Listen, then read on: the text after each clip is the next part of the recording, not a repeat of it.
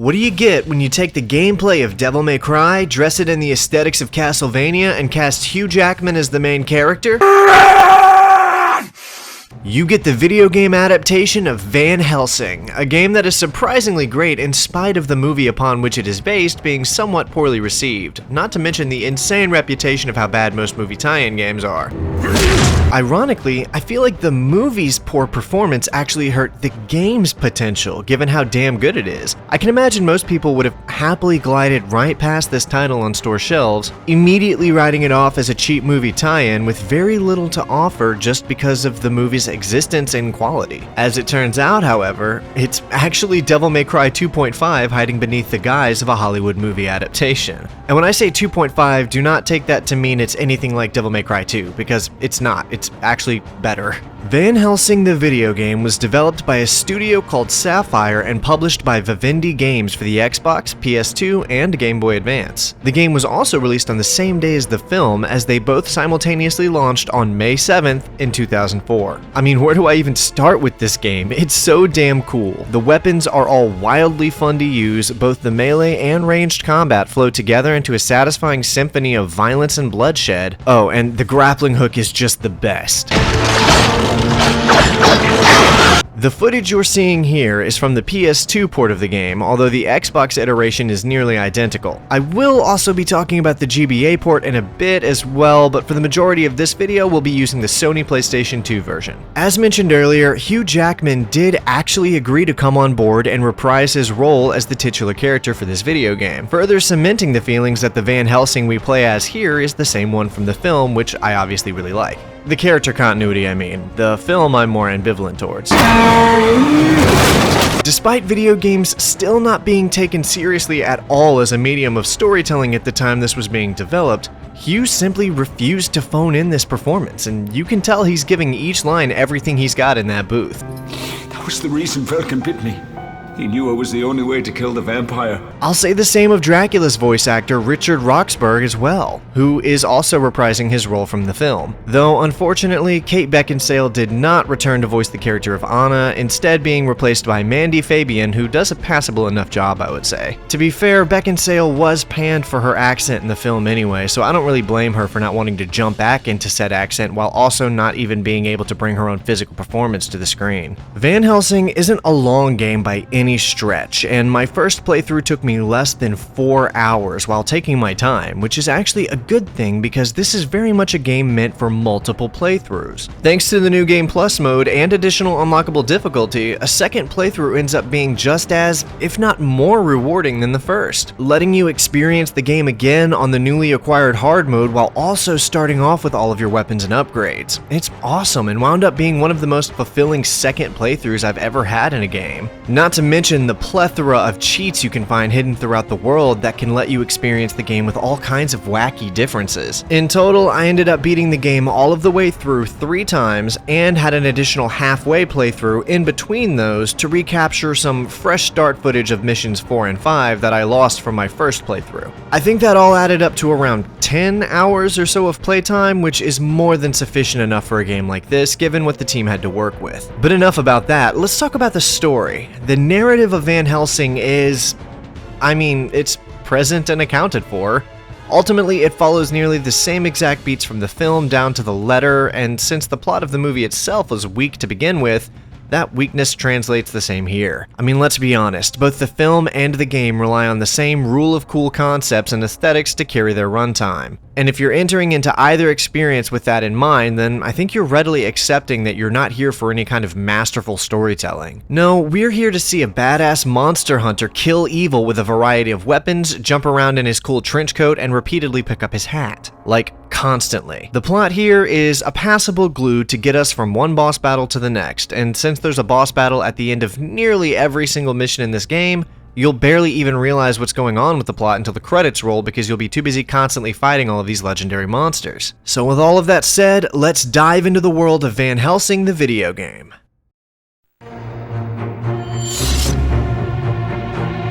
We open on the streets of Paris as our titular hero enters a nearby cathedral in pursuit of his prey. Already, I'm loving what I'm seeing. Look at this Gothic architecture and the stone statues everywhere. It's so cool to me. A voice calls out to Van Helsing, correcting an assertion that he is Dr. Jekyll and informing Van Helsing that he is, in fact, Mr. Hyde. This is but the first of many legendary creatures we'll be facing. Something you might have noticed are the green objects I'm running around collecting. These are called glyphs, and they function as the currency for the in-game shop. You can collect these by finding them on the ground, destroying breakable objects, and killing enemies. So yeah, they're just the orbs from Devil May Cry. I hope you're not getting tired of that comparison because it's not going anywhere anytime soon. Making his way to the attic of the cathedral, Mr. Hyde begins to taunt our hero, talking to him of his forgotten past and claiming to have knowledge of the man he was. And yeah, I don't love Hyde's design either, but it's what they went with for the movies, so the developers' hands were kinda tied here. Van Helsing doesn't go along with Hyde's attempts at negotiations, and we get our first taste of both combat and a boss battle. It's obviously plenty easy by design, but it does give us a chance to figure out what we're doing and familiarize ourselves with the combat a bit more. I'll talk more about this later. The battle is short, and Van Helsing ends up getting the upper hand before taking one of Hyde's. I think this is one of the longest and most elaborate cutscenes of the game, actually. Like, I know this is the prologue, and it's how the story opens on something exciting, but it does kind of feel like a lot of the budget went into animating this sequence. But it is pretty cool to see anyway, so I'll take it all the same. With Hyde dead, Van Helsing makes the sign of the cross, and we're shown our post-mission results screen. This screen appears at the end of every level to show us how we did, and these results are tracked and logged into a scoreboard accessible from the game's pause menu. Every difficulty tracks the score separately, which allows players to go back and attempt to beat their previous times with higher combos and less damage taken on each difficulty if they so desire. With the prologue out of the way, Van Helsing hops on the train to Transylvania. As he ponders his mission, we're treated to an exposition dump from the Cardinal Jeanette, a character whose actor, Alan Armstrong, also reprised his role from the film here. We never really see this character, but he does provide the voiceovers for every pre-mission dialogue, which is cool. He tells the story of an ancient knight named Valerius the Elder and how his son, Dragula, with a G, committed a great evil, thereby placing an ancient curse upon the lands. We then learn of our heroine, the Princess Anna, who seeks to slay the wicked vampire, and are told we must find and save her. Yeah, like I said earlier, passable plot. What matters is that now we're finally getting started, and the atmosphere of these levels is downright palpable. It's giving off some serious Resident Evil 4 vibes to me with the way everything is designed, and even how the camera pans to show us things in the world. There's something so charming about these old PS2 games with camera mechanics like this. Flipping a switch to move a hook over, we can use our grappling hook to swing across the gap. They do a great job of integrating this grappling hook into the environmental traversal throughout each level. After moving in closer to the main village is where things finally start to pick up, as these skeletons are brought to life through some kind of dark magic, and we are much obliged to put them back to rest where they belong. Our first real taste of the game's combat, and it's great. From here, Van Helsing progresses into the nearby village of Visaria, where we quite literally fight through the streets of this old town. One of my favorite parts about the melee system in this game is how the camera does these zooms with every hit you land. It makes the whole thing feel so cinematic. The combat is a mix of this melee combat with the ranged element of our dual revolvers. Additionally, if you can chain together 5 kills in a row, you gain access to a finishing move that insta-kills whatever enemy it hits. Pretty cool. I love the quiet moments of ambient exploration in between combat too. It feels so atmospheric.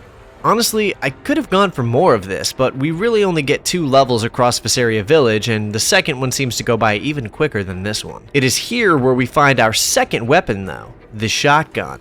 I mean, what is there to say? It's your quintessential boomstick. This is my boomstick! You'll probably lean on this a lot heavier in your first playthrough than you will on your second one though. Much like most of the weapons and mechanics in this game, it serves another purpose beyond just killing monsters. It can be used to destroy certain enchanted doors and barriers to access new sections of the map. It's not long after acquiring our shotgun that we encounter the second boss of the game. Who or whatever this beast is means business, so we have to pay close attention to learn his movement and attack patterns while staying alive long enough to chip his health down. He's not a particularly hard boss. In fact, most of the boss battles in the game aren't very challenging, with one major exception near the end. After taking his health down, the beast flees the city before Van Helsing is able to finish him off. That's not why we're here though, and the Princess Anna is still in danger, so ever we press on. Here we're given our first look at the Armory, which is the endgame store for us to spend the glyphs we collect on. You can buy permanent health and ammo upgrades, new combat moves, and consumables like health refills and speed boosts, which are way more OP than I first realized, but I'll talk about that later on. Right now we need to travel deeper into the village to find the Princess Anna before it's too late. In this culvert, you will spot a glowing pedestal in the center, and these matter to a side activity available in the game that I will also talk more about later.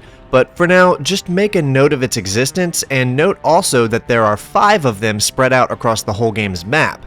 This is the second one we encounter. Using our grappling hook, we're able to pull this bridge down and continue further into Fesseria. The design of this village is so crisp, how all of the buildings are wooden and the steps feel like they were building around the environment because they lacked the tools to properly bend it to their will. Settings like this feel sort of criminally underused in video games despite being totally appropriate for violent settings such as this. I almost feel like if this Van Helsing interpretation had just been a video game instead of a movie, it might have done better.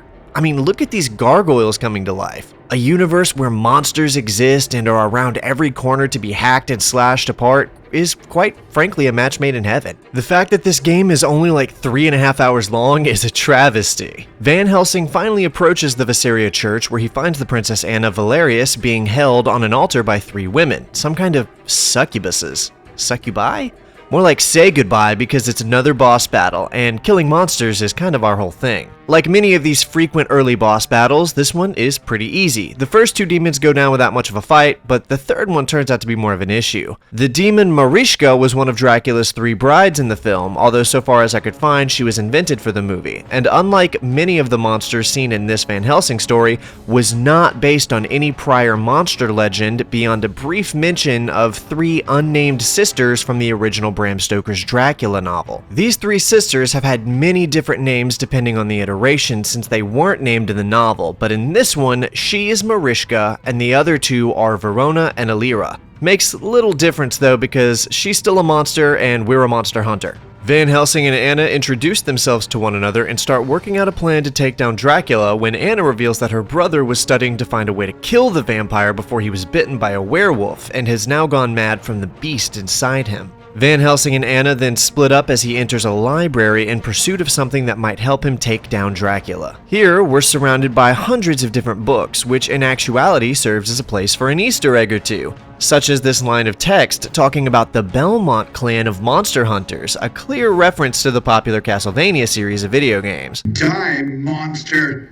You don't belong in this world. Van Helsing determines that he'll find answers by hunting down the hunchback known as Igor, whom has been revealed to hide himself in the ruins of an old castle nearby. So after making our way out of this library, we begin our search for the old assistant of Dr. Frankenstein through these old catacombs. For the next 2 missions, we'll be seeing a lot of reused areas because this game tends to backtrack through previous levels quite a bit. But I actually really like that. It feels real, like Van Helsing is just stuck in this small town outside of a massive castle. It really works, and it's a great way to minimize the need for extensive resource or asset building in order to focus on polishing the game in time for what I'm sure was a tight release date schedule. Just before we exit back into the village, we're treated to the next weapon in our arsenal, Van Helsing's iconic crossbow. At first, I just figured it was able to fire so many shots like this because it's a video game, but no, the actual crossbow from the movie was an automatic weapon with reloadable magazines. I'm fairly confident nothing like this actually existed in the 1800s, but after seeing how awesome it is, I'm a little bit depressed no one thought about it back then. We have to kill a horde of giant owl monsters in this cemetery before using the crossbow to open the lock to this gate. I like how so many of the weapons are used as a means of interacting with the environment like this. Oh, and we get to fight some ghosts here. Or phantoms? Monsters either way, and they gotta die. That's what we do after all. At the end of this level, the apparition of an ancient knight appears and calls out to Gabriel Van Helsing before the hunchback assistant of Dr. Frankenstein appears and waves the apparition away with a torch. This is Igor, and he is not in any way keen to give up any information about his new master, Dracula. A boss battle then ensues in the courtyard of this old castle as we begin fighting the wretched torturer. All of his attacks are flame-based projectiles, and his pattern is pretty easy to learn after a few dodges. The best ways to deal with him are to either get in really close by jumping on the balcony with him or just spam him with crossbow shots. He goes down pretty easy though, but before Van Helsing can get what he needs, the hunchback disappears and the werewolf from before re-emerges. So our goal now is to chase down Prince Velkin, the brother of Princess Anna, who has become a werewolf. This mission is actually relatively short, as it just amounts to retracing our steps back through the town of Visseria and fighting the werewolf Velkin. Not much new to talk about on this one, but it is cool that the boss is stretched out across multiple encounters as we retread through the village. When we eventually do overcome the beast, Van Helsing watches Velkin transform back into a human for a brief period before he asks Van Helsing to kill him. Van Helsing cannot bring himself to kill the man as he considers himself a monster hunter, not a murderer. The opportunity is lost, however, as the beast inside him returns before Velkin retreats back into the woods. This next mission, level 5 of 12, is the second longest of the whole game by far, due solely to how convoluted it all is. It's also where the game starts to feel even more like Devil May Cry or Resident Evil, because we're headed into the Castle Frankenstein. The approach to the castle feels so uniquely PS2 in a way that I struggle to convey. I know I keep making the same comparisons, but come on, this feels like something out of a Castlevania game. The similarities only increase when we finally get inside too, as we begin fending off a horde of small gnome-like creatures in the lobby of said castle. I'm not 100% sure what these things are supposed to be in terms of mythological reference, but they're some of the more annoying enemies to fight for sure. As I mentioned earlier, this is one of the longer levels of the game if you aren't sure how to progress, but it's not so bad when you know what you're doing. The first thing being to unlock this statue mechanism with our crossbow, which opens a door to allow us entry into the other wing of the castle. We access this wing by swinging across with our grappling hook and gunning down a bunch more gnomes. We have to do this in order to find the upgrade for our shotgun, which I guess I can talk about a bit while we push deeper into the castle. Each weapon we find in the game has an alternate fire mode that boosts its damage and can break through certain barriers found in the game. These alternate fire modes require ammunition though. As you've probably seen already, these weapons have an infinite amount of ammo, but there are ammo refills and capacity upgrades. Well, those are for these alternate fire modes. I'll talk about what each alt fire does as we find them, but in this case, the shotgun simply fires way faster and deals more damage. Side note, I love the weird steampunk science vibe of Frankenstein's castle, and we can even read some of his notes. It's really cool. Accessing this exterior garden, we have to enter this shack, which takes us into a hidden elevator to descend deeper into Frankenstein's underground lab. I love this aesthetic too. It's not one we see very often anymore. Outside of something like The Hunt Showdown, I'm not sure I've seen a modern game even attempt an art style like this. The good doctor was clearly up to something sinister, and now Dracula is as well, as monsters are being made here. We even see a horde of cocoons hatching some horrific gargoyle vampire things which we have to fend off before securing our next weapon, an electricity gun. It seems a lot cooler than it is. I pretty much stopped using it after 2 levels and rarely ever had it equipped on later playthroughs. It is necessary to progress, however, as we must use it to boot the castle's generator by shooting these charging panels. There's one outside of the elevator room and one in the telescope room we saw earlier, which means trekking all the way back through these catacombs, grappling back to the second floor, charging the second generator, and then heading back through the shack again to re-enter the catacombs and fight our way to the elevator room. Yeah, there's a lot of backtracking in this mission, but at least all of the environments are really cool. After this, we face off against our next boss battle, Dracula himself. We get a cutscene of Dracula and Van Helsing talking, and Dracula taunts him of his past, and the two basically recite a Cliff Notes version of the movie's plot to imply his true identity of Gabriel Van Helsing. This boss battle caught me off guard at first because it was actually a bit challenging and demanded I pay attention long enough to learn his patterns, but it's nothing I couldn't overcome with relative ease. There's another cutscene, but it's just to try and retell the movie's plot, and most of it isn't paid off in the game itself. In fact, the game fails to actually deliver the movie's story, but it's fine, that's not really why we'd play the game anyway. Van Helsing is grabbed up by the mutant vampires we saw earlier and flown out of the castle with haste. He is then unceremoniously dropped.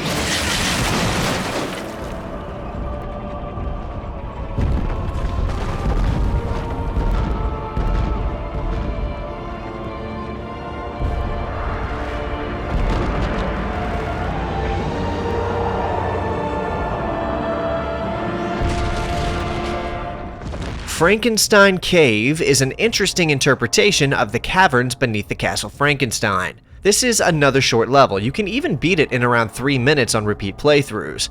This is where Van Helsing is introduced to a new enemy type, the Lost Souls from Doom 2.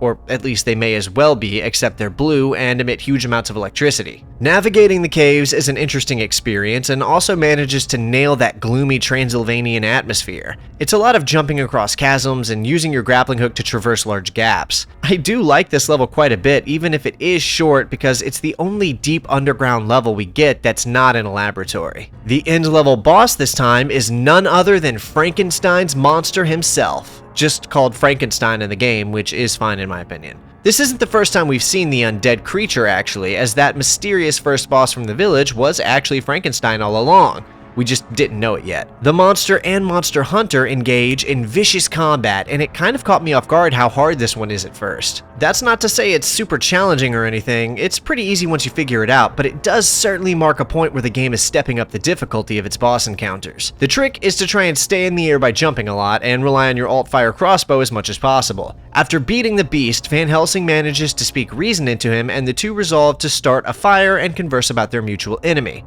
Dracula. Frankenstein tells Van Helsing about Dracula's plan to birth more monsters into the world using the late Dr. Frankenstein's machine to give them life. However, the creatures he births are unable to sustain life and will explode. Dracula needs a living beast to act as a conductor while birthing his monsters. The vampire plans to use Velkin the werewolf as his conductor, but knows that Velkin isn't enough of a monster to be optimal. He needs a true monster, Frankenstein's monster. I've seen many monsters, my friend. Believe me, you are not a monster. Your words are kind, but untrue. I am born of science. And how could science possibly create a soul?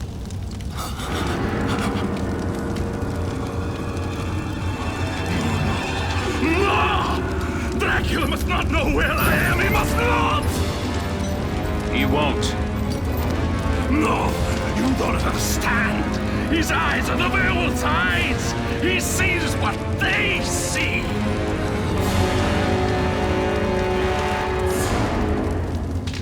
Well, we have a problem now because Velkin has found the monster Dracula needs, and now Dracula knows where he is. Also, I want to note that the name of this level is Return to Castle Frankenstein, a clear reference to the popular id Software FPS Return to Castle Wolfenstein, released only 3 years prior. Between that and the Castlevania references, it's clear that the developers of this game just love video games in general, and really adds to the charm of the overall experience here. We're introduced here to these mutated vampire bats, and they're a bit difficult to get the hang of fighting at first, but I found the shotgun makes pretty quick work of them. Not to gush about the aesthetic design again, but I am in love with how this dark, gloomy, snow-covered mountaintop looks. It's such a great setting for a video game. This is a lot of retreading the same territory that we've already seen actually, so there's less to talk about. We're nearing the end game now as we climb our way back up to the castle. One very important thing that happens here though is that in the caves we entered during our ascent, Van Helsing finds the only other melee weapon in the game. The scimitars are really good actually, and I basically didn't go back to the other option after I got these. This is a very short little cave section before we're back inside the walls of Frankenstein's castle and bursting down the doors to confront Velkin.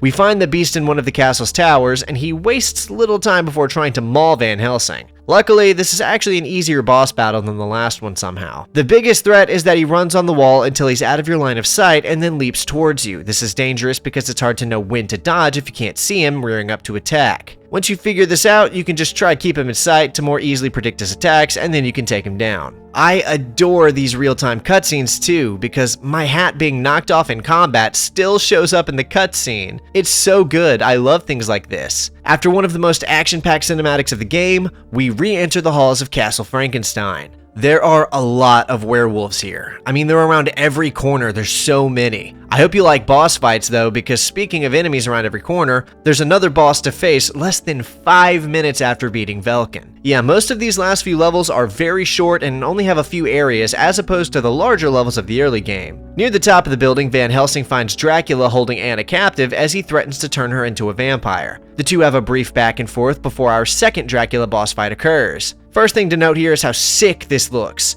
A gunfight against Count Dracula atop a dark castle whilst the pouring rain crashes down around us.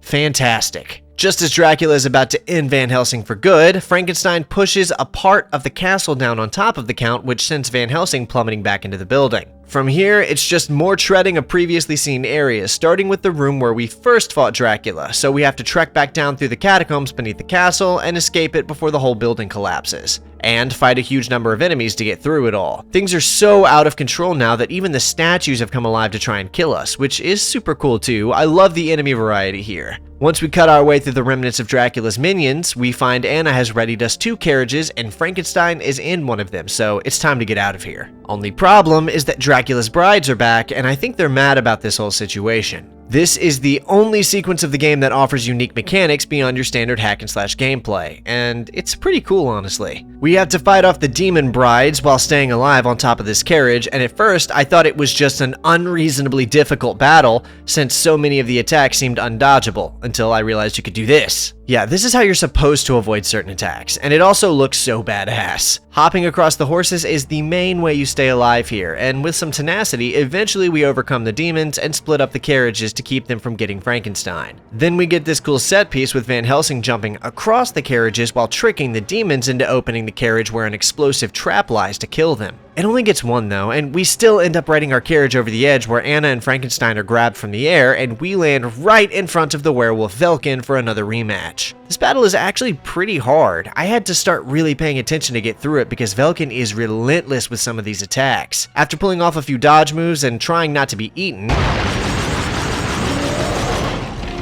we win the battle and put this dog down. With his dying breaths, he thanks Van Helsing for killing him and sends him to find the hunchback Igor who can lead him to the hidden path to Dracula's own personal castle. He then leaps forward and with the last of his energy bites into Van Helsing, infecting him with the werewolf's curse, which is actually the name of this next level. We're back to backtracking our way through the outskirts of Assyria, but not before we find the alt fire for our scimitar blades, which engulfs them in flames, another really cool feature to play with in combat. We're also back in familiar territory now, not far from the ruins where Igor resides, so it's here where we have to kill a handful more bat monsters and trek back up the mountain to find the old assistant of the late Dr. Frankenstein. Although it seems he's been waiting for us, and he's more than ready for the impending rematch. Igor is unwilling to give us access to the portal we need to find Dracula, so our only option is to physically beat the ugly little bastard until he tells us what we need to know. Now this might look like a blatant rehash of the first Igor boss fight, and that's because, well, it is. I think he throws a few more fireballs and has an extra attack or two, but this is just the same boss battle over again, which I'm fine with. I think it's fun and not overly exhausting or anything, so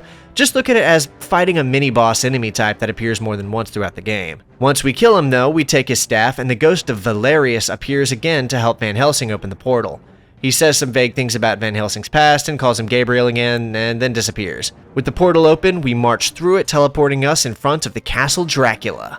All that remains is to access the daunting structure, find the vampire, and put him down for good. Remember when I said Mission 5 was the second longest of the game? Well, here, Mission 11 of 12 is the actual longest, being the only level to take me over 50 minutes to complete on my first playthrough. Although a lot of that has to do with the boss, but I'll get to that. I love how this scene looks as we approach the hellish castle with destructive intent. I was going to say murderous intent, but I don't think I could call it murder if you're killing a genocidal vampire to save humanity. They really pulled out all the stops for this one design-wise, too. This is the kind of gothic horror-esque architecture and atmosphere I was hoping for, and this finale doesn't disappoint. It doesn't take us long before we find Anna tied up and held hostage in some kind of indoor castle courtyard. We're able to free her, but she recognizes quickly that he's been bitten by the werewolf and will soon turn. Then she is informed that her brother is dead and infected Van Helsing with his dying breaths. She becomes convinced he must have had some reason for doing this, but they aren't able to get into it because they're interrupted by, ghosts? What the hell are these things? Phantoms? Spirits?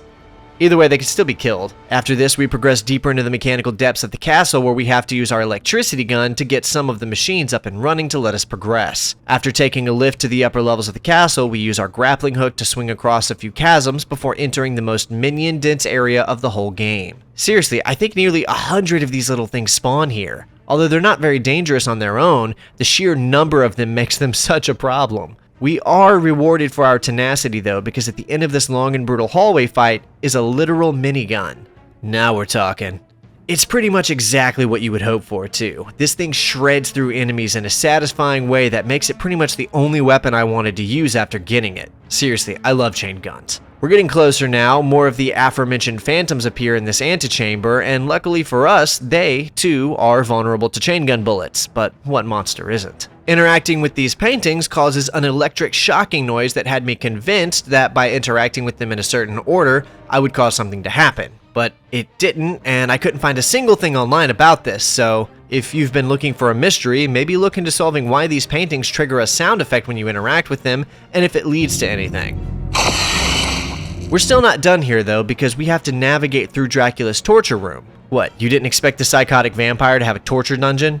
Well, he does, and I had to do the right thing and put these poor creatures out of their misery. It's not for nothing though, as you see these long trenches filled with blood all feed into a giant blood pool. According to the game, when we interact with it, they torture the aforementioned victims and drain their blood into the pool for Dracula and his brides to bathe in together. Now we're in the real scary monster movie territory.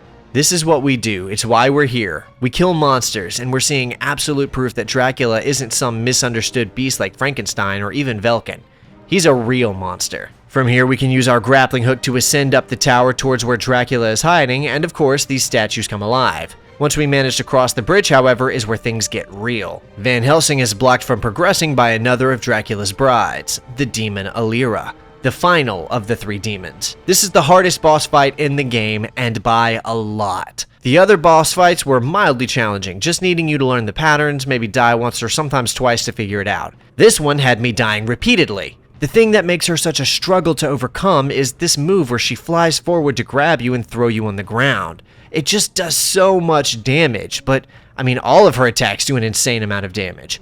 She is the hardest boss in the game, and it's not even close. You would think the trick is to try and keep your distance, right? But the truth is that you need to do the opposite. You need to stay pretty close so she doesn't use any of her ranged attacks, but try not to use your melee weapons because it'll open you up to being grabbed. You have to just keep a consistent barrage of chain gun bullets pouring into her while dodging towards her when she tries to grab you to roll right under her, and even then, it requires some pinpoint precision to avoid taking damage. This fight alone took me just over 20 minutes to overcome, but eventually of course I did. Our reward for beating her is a cutscene showing Van Helsing using a spike to impale her head while she is engulfed in flames and finally dies. With her out of the way, all we have left to do is ascend the final tower and confront Dracula. In this tower is a little gift, the alt fire mode for our chain gun that allows us to fire a massive high-powered round and deal equally massive damage to our enemies. After collecting our upgrade, Van Helsing ascends the tower to find Frankenstein strapped to Dracula's machine and being used to create more monsters. After saving the undead beast, we find we were too late and a horde of newly created vampires come flying out of the tower and into the night sky. Thousands of them, and the only way to stop them is to kill Dracula, which is fine. I mean, that was pretty much our plan already, so let's go do that. Jumping down this hole in the tower, we find the Count in his chambers awaiting us. Gabriel, so nice of you to drop in. May I give you a hand?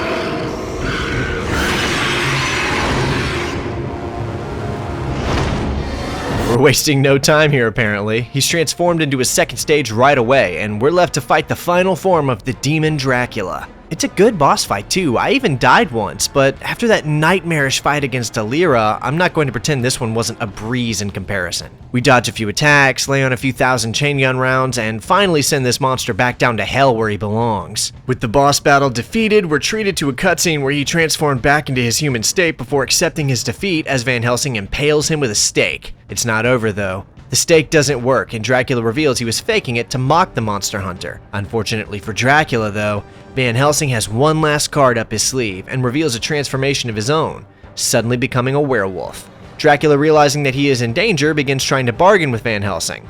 You were being used, Gabriel, as was I. But I escaped, and so can you.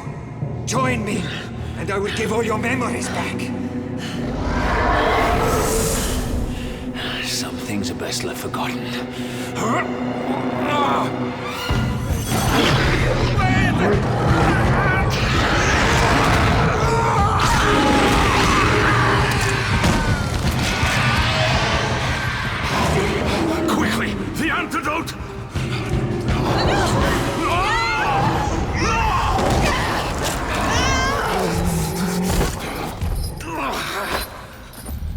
He is dead.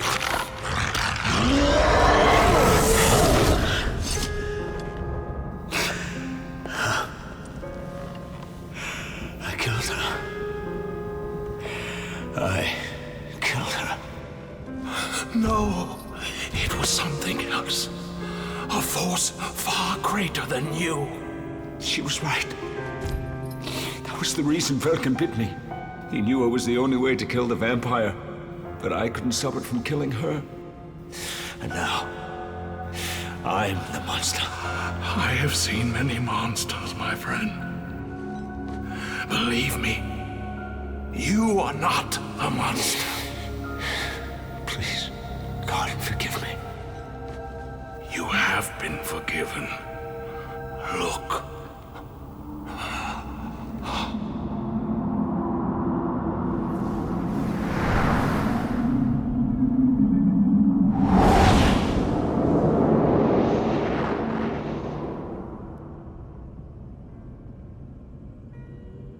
And that's Van Helsing. Alright, well, no one ever said the story was great, alright? It's more than a little silly, admittedly, but I doubt anyone who played this game did so because they were expecting a super compelling plot. This is the kind of game you play because you want to trek through spooky environments and kill monsters as a cool Monster Hunter character. Even though we're done with the main story, though, there's still a bit more Van Helsing to see, and we need to go over it.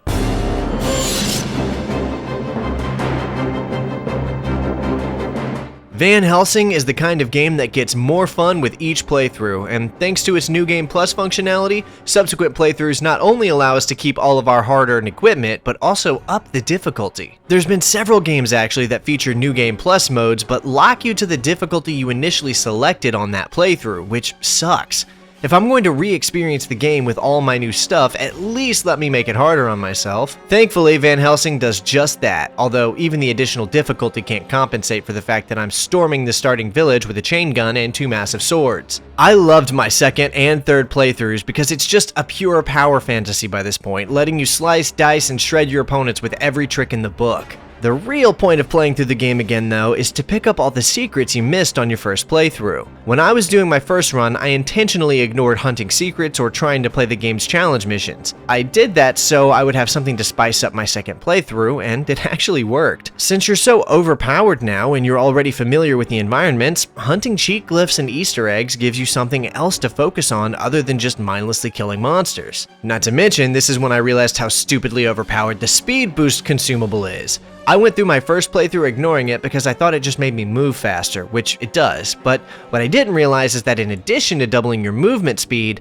it also doubles your fire rate as well. When you combine that with the minigun, you basically become a meat grinder. This power-up turns what would have normally been some exhausting boss battles on this harder difficulty into little more than an amusing exercise in your new power. Which is good, because right now I'm hunting those hidden eggs. There's only 5 Easter eggs to be found, and they're not Easter eggs like hidden jokes from the developers to find, but rather actual in-game items shaped like eggs that we need to access the alternate dimensions where the challenges are. These 5 eggs are hidden in different spaces across the game, and I'll readily admit to you that I did indeed look up where they were so I could find them, but you don't have to if you want to hunt them all down yourself. While on our journey to find the hidden eggs, do you notice anything different?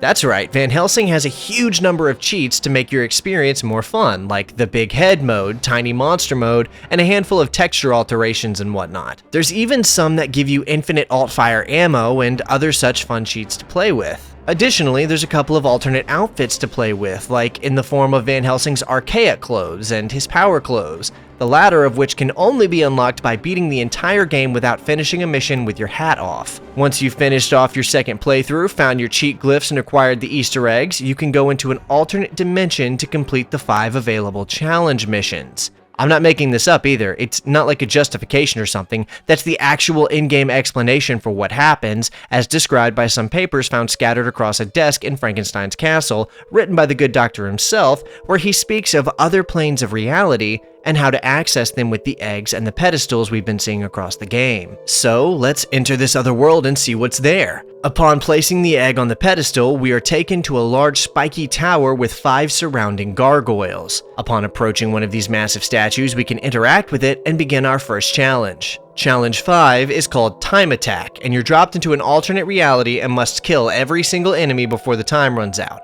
Of course, this is hardly a challenge because we have a minigun, but doing this unlocks a cheat glyph. In fact, we unlock additional cheats after every challenge. Challenge 4 is a bit more complicated and is called the Maze. It's what it sounds like. We have to navigate the portals in this strange floating dimension and reach the end before the time runs out. If you fail, you're kicked back to the hub world and must re-access the challenge. You only have to worry about combat here if you go through the wrong door and get portaled back to the start, but time is so limited that if this happens, you've basically already failed. It's just trial and error. After testing out the different paths for a few minutes, I was able to learn the right set of doors to take and find my way to the bottom of this world. The third challenge, called Bloodbath, was what I thought at first was the hardest one yet. But it's just because I didn't read the description correctly. I thought I had to jump these ledges and reach the top before the timer ran out, and that would have been torture since the platforming mechanics of this game are super janky and not conducive at all to platforming challenges. So I worked on trying to master this for like 20 minutes before I realized that I just had to stay above the blood and then a grapple would become available when the timer is up, but I kept missing jumps and dying before I even had the chance to see the timer run out. So it's actually mad easy if you just jump a few ledges and wait, but I was overcomplicating it. Challenge 2 is pretty simple. We just stay on this ring until the timer runs out and don't get knocked off by an enemy or accidentally walk off. It took a few attempts, but I did manage to find a good rhythm of chain gun spamming and circle strafing.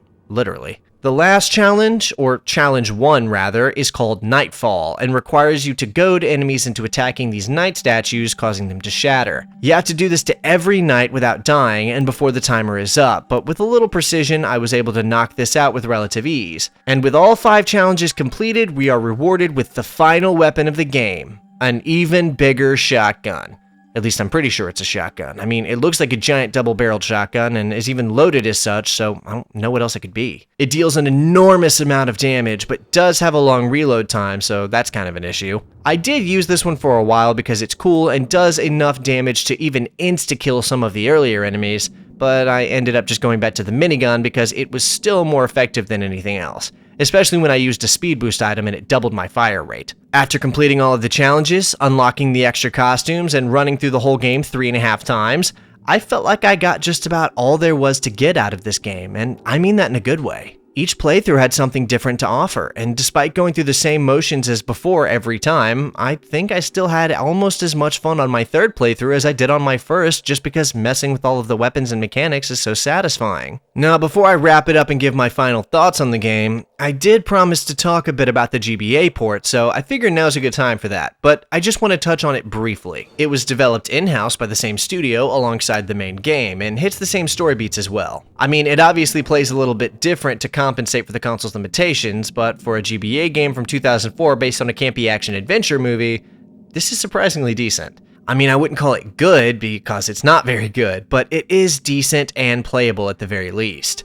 This game follows the events of the film significantly more than the main game does though, even including the friar that accompanies Van Helsing to Visseria, and a lot more of the dialogue from the film that simply just wasn't included in the PS2 and Xbox versions. Whereas the PS2 game is more of a loose adaptation of the film's events, this game is far closer to a retelling of them. It's really minimalistic in design, but it plays very well, and I can even imagine myself having had some fun with it on the GBA back in the day. It's a simple yet quirky little relic of a time gone by, but I don't see many people booting this up and loving it if they had no prior experience or nostalgia with it. As for the main game, Van Helsing is the exact kind of game I think applies to the idea of a hidden gem. The kind of brilliantly fun little title that got overlooked by many who probably would have enjoyed it if they had actually played it.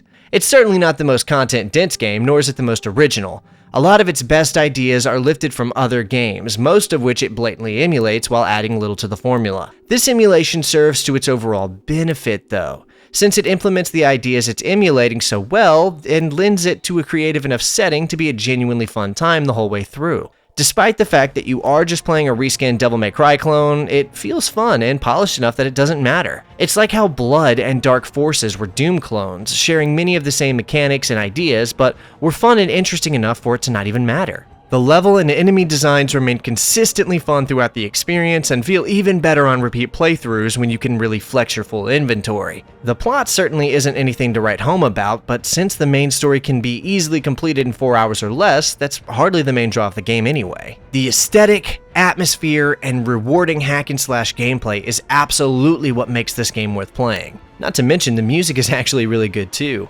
Van Helsing features a dynamic music system that detects whether or not the player is in combat and plays an appropriate track accordingly. So when you're exploring, you'll be treated to some fantastic ambience to set in the atmosphere of the setting you're in. Then when combat begins, the music will intensify in turn.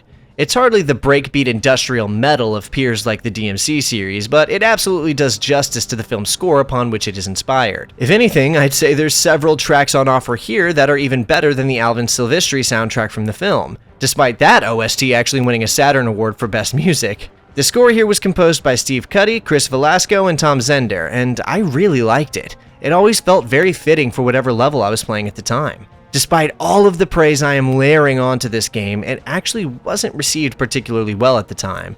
Looking at Van Helsing's Metacritic, we see the PS2 version holds a 64 with the Xbox version showing 1 point less at a 63. The GBA version was pretty much panned as it holds a 33. From actually looking at a review, what I was able to gather is that critics felt the game lacked content, challenge, and depth, which, I mean, they're kind of right.